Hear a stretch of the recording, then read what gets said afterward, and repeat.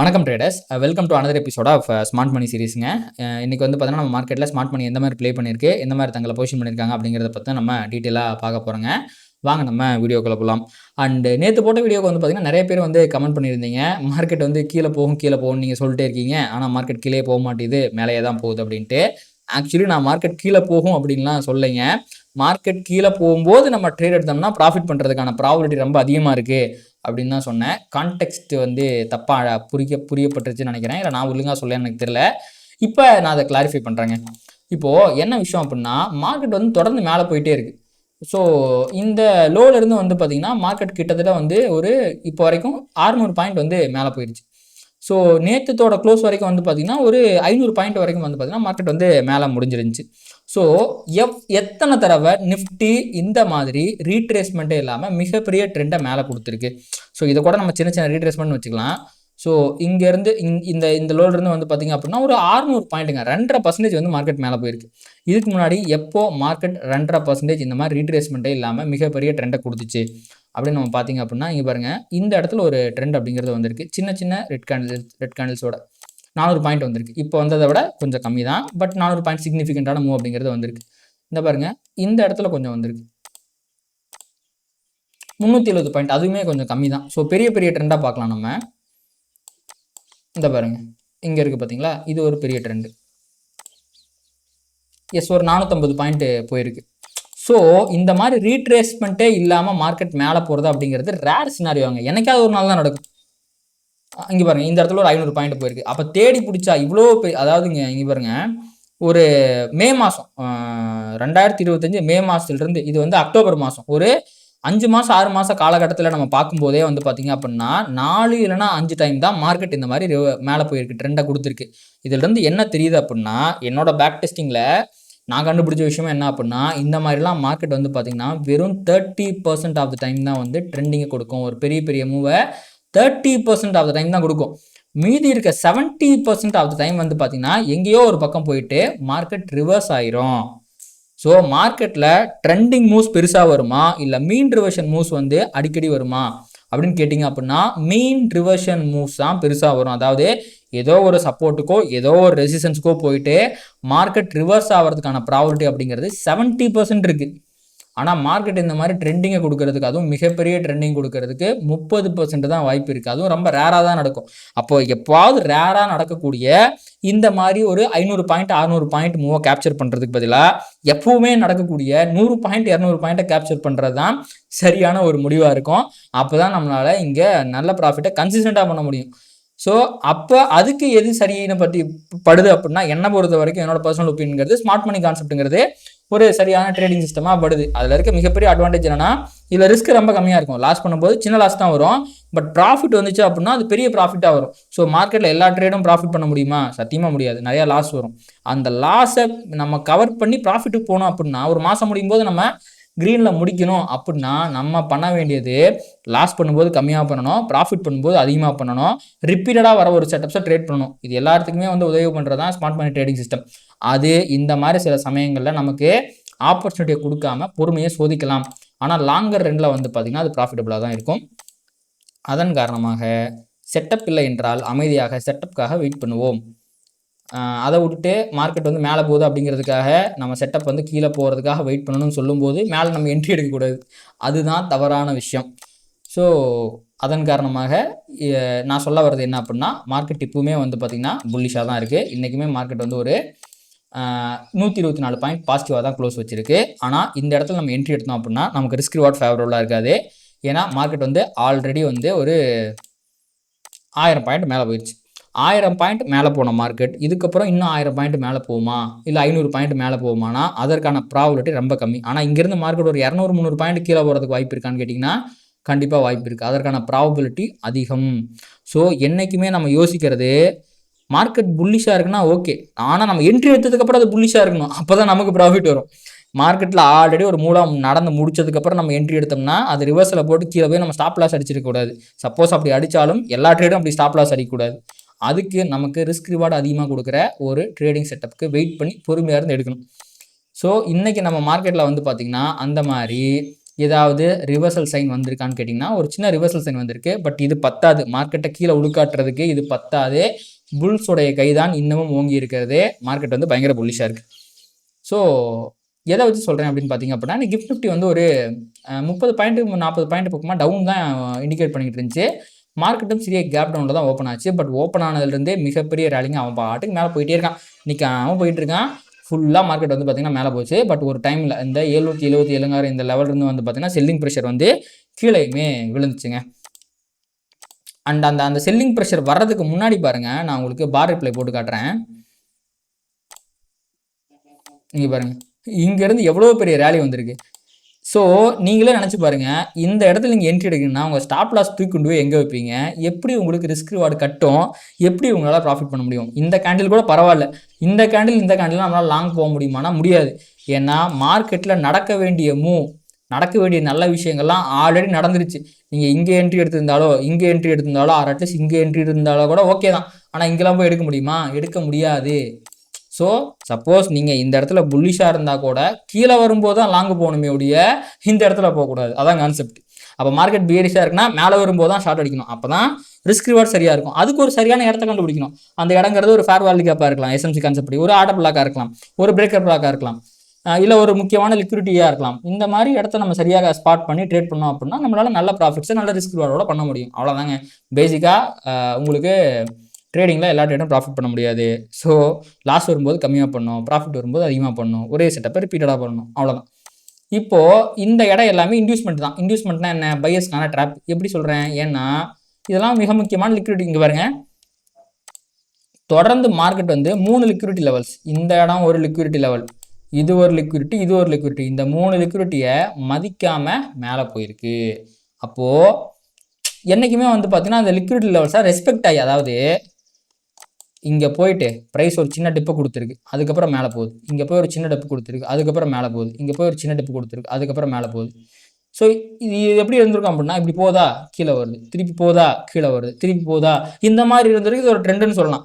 அதை விட்டுவிட்டு ஒரே கேண்டில், ஒரே கலர் கேண்டிலில் ப்ரைஸ் மேலே போகுதுன்னா அது ட்ரெண்டு கிடையாது. It is a parabolic move. இதெல்லாம் வந்து அன்ட்ரேடபிள் மூவ். ரீட்டைலர்ஸ் எல்லாம் கேப்சர் பண்ண முடியாத மூவ் இதெல்லாமே. ஸோ அப்போ இதெல்லாம் வந்து விட்டுறணும். அவன் போக்கில் போட்டோம் அப்படின்னு விட்டுட்டு வெயிட் பண்ணணும். இங்கே பாருங்கள், அதுக்கப்புறம் செல்லிங் ப்ரெஷர் வந்துச்சு. ஸோ இந்த செல்லிங் ப்ரெஷரில் என்ன ஆச்சு அப்படின்னா, மொதல் விஷயம் இந்த ஃபேர் வேல்யூ கேப்பை இன்வெஸ்ட் பண்ணுச்சு.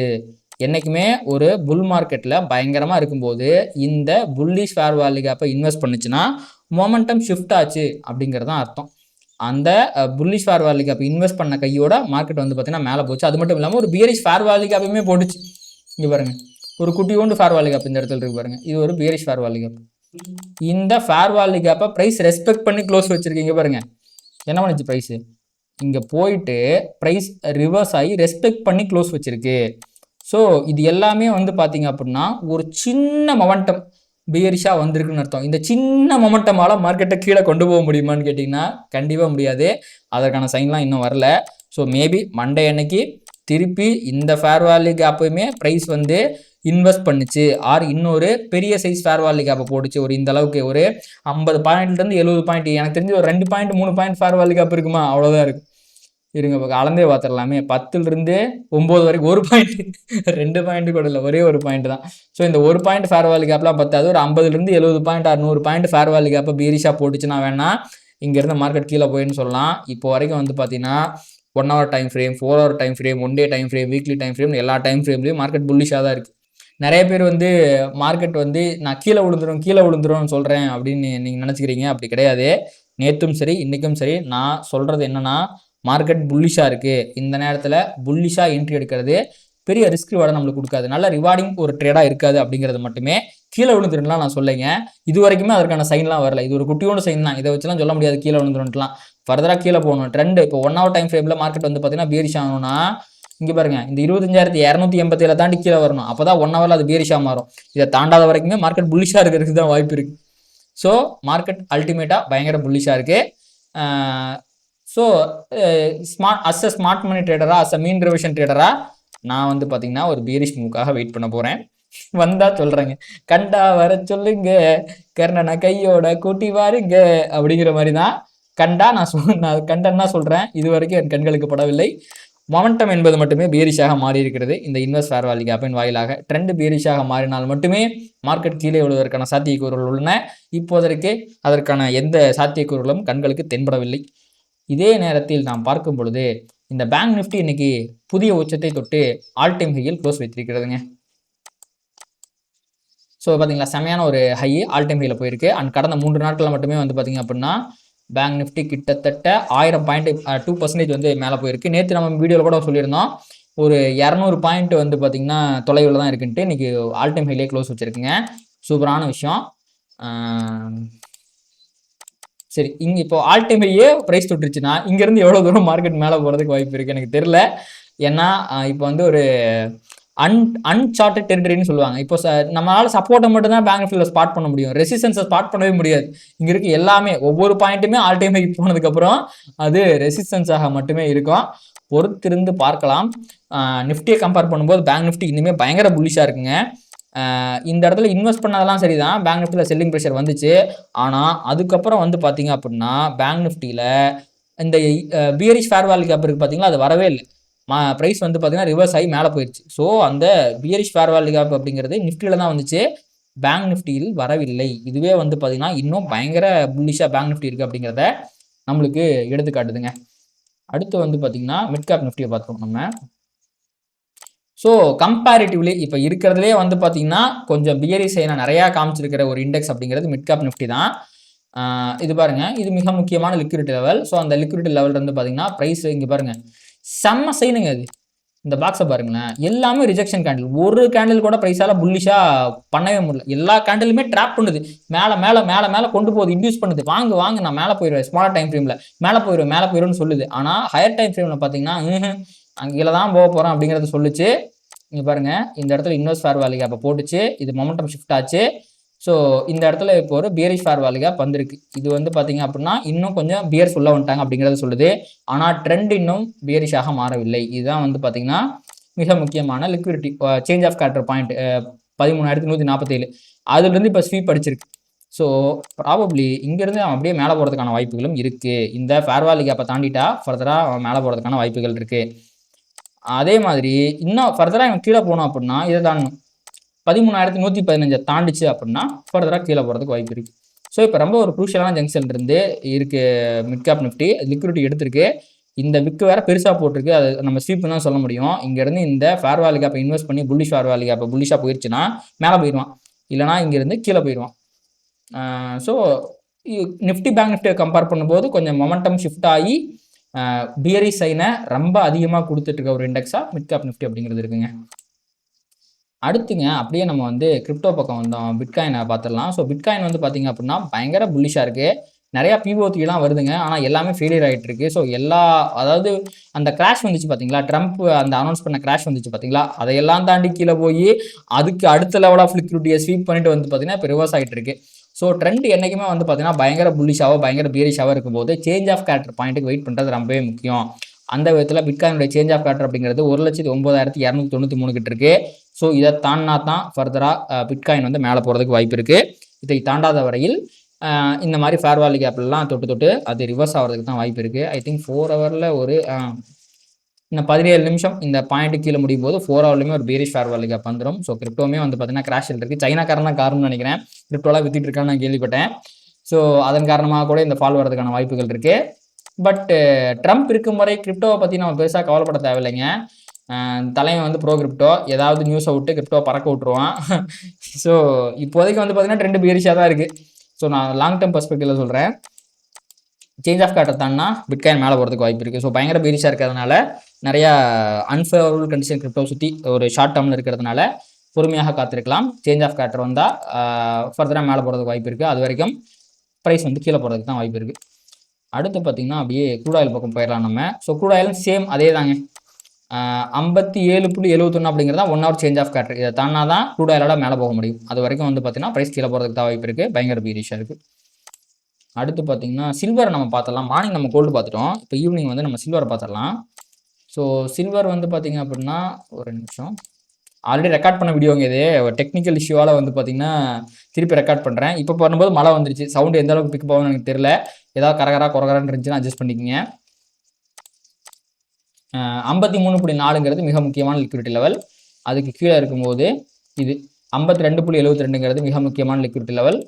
அடுத்து 52.42 அண்ட் ஃபர்தராக வந்து பார்த்தீங்கன்னா 52.25 இது 4மே வந்து பார்த்தீங்கன்னா ஒரு மிக முக்கியமான லிக்விடிட்டி லெவலாக சில்வருக்கு இருக்குங்க. இங்கெல்லாம் தொட்டு வந்து பார்த்தீங்கன்னா ப்ரைஸ் ரிவர்ஸ் ஆகிறதுக்கான வாய்ப்புகள் அதிகப்படியாக இருக்குது. கோல்டும் சரி சில்வரும் சரி ஆல் டைம் ஹைல பயங்கர புல்லிஷ் மோட்டமோட ட்ரேட் ஆகிட்டு இருக்கு. So any dips golden opportunity to buy both gold and silver technically. So reversal side வரும்போது நீங்கள் லாங் போக ட்ரை பண்ணுங்கள். அவ்வளோதான் நினைக்கிறேங்க. கண்டிப்பாக இந்த வீடியோ உங்களுக்கு வந்து ஹெல்ப்ஃபுல்லாக இருந்திருக்கும்னு நினைக்கிறேன். இந்த வீடியோ உங்களுக்கு பிடிச்சிருந்துச்சுன்னா அதை லைக் பண்ணுங்கள், கமெண்ட் பண்ணுங்கள், ட்ரேட் பண்ணுற மற்ற நண்பர்களுக்கும் ஷேர் பண்ணுங்கள். அண்ட் ஒன் மோர் திங்குங்க, இன்றைக்கி வந்து பார்த்தீங்க அப்படின்னா நம்ம மார்க்கெட் ஹவர்ஸில் வந்து நாஸ்டாக் 1% கிராஷ் ஆகிட்டு இருந்துச்சு. நான் பார்க்கும்போது எல்லாமே நாஸ்டாக் மட்டும் இல்லை, European market crash, Asian market crash, இப்போ கூட பார்த்தீங்கன்னா எல்லாமே ரெட்டில் தான் ட்ரேட் ஆகிட்டு இருக்கு. நம்ம மார்க்கெட் மட்டும்தான் எகிரி குதிச்சு மேலே பாசிட்டிவாக க்ளோஸ் வச்சுருக்கு. இப்போது கிஃப்ட் நிஃப்ட்டுமே வந்து பார்த்தீங்கன்னா கீழே விழுந்து கிடந்துச்சு, அதுவுமே மேலே ஏறி இருக்குது. நான் சாயங்காலம் பார்க்கும்போது நியூஸ் பார்த்தேன், நாளைக்கு வந்து தீபாவளியை முன்னிட்டு ஃபினான்ஸ் மினிஸ்டர் மோடி, நரேந்திர மோடி அவர்கள், பிரதமர் அவர்கள்லாம் ஏதோ மீட்டிங்கை போடுறாங்க, ஜிஎஸ்டி ரீஃபார்ம்ஸை பற்றி டிஸ்கஸ் பண்ண போகிறாங்க அப்படிங்கிற மாதிரி ஏதோ நியூஸை கேள்விப்பட்டேன்.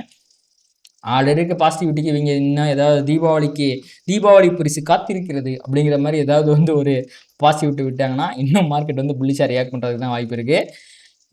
அப்படி புல்லிஷாக ரியாக்ட் பண்ணாலுமே அஸ் எஸ்எம்சி ட்ரேடராக பியரி செட்டப்புக்கு வெயிட் பண்ணுறது தான் என்னுடைய முடிவாக இருக்குது. நான் முன்னாடியே சொன்ன மாதிரி கண்டா உங்களுக்கு நான் சொல்கிறேன். அண்ட் இதோட இந்த வீடியோ முடிச்சுக்கலாம். இதை பற்றின கருத்துக்களை கீழே கமெண்ட்ஸில் சொல்லுங்கள். நன்றி, வணக்கம். Traders, stock market is all about probabilities and trading is all about risk management. இங்கே 100% ஒர்க் ஆகக்கூடிய ஒரு விஷயம் கிடையவே கிடையாது. இதை தெரிஞ்சுக்காமல் நீங்கள் ட்ரேட் பண்ணிங்க அப்படின்னா நீங்கள் லாஸஸ் பண்ணுறதுக்கு நிறைய வாய்ப்புகள் இருக்குது. அதனால் உங்களுடைய ஃபினான்ஷியல் அட்வைசரை கன்சல்ட் பண்ணிவிட்டு அதுக்கப்புறமா ட்ரேட் பண்ணுங்கள். இந்த வீடியோவில் நான் சொல்கிற எல்லாமே எஜுகேஷன் பர்பஸ்க்காக தான்.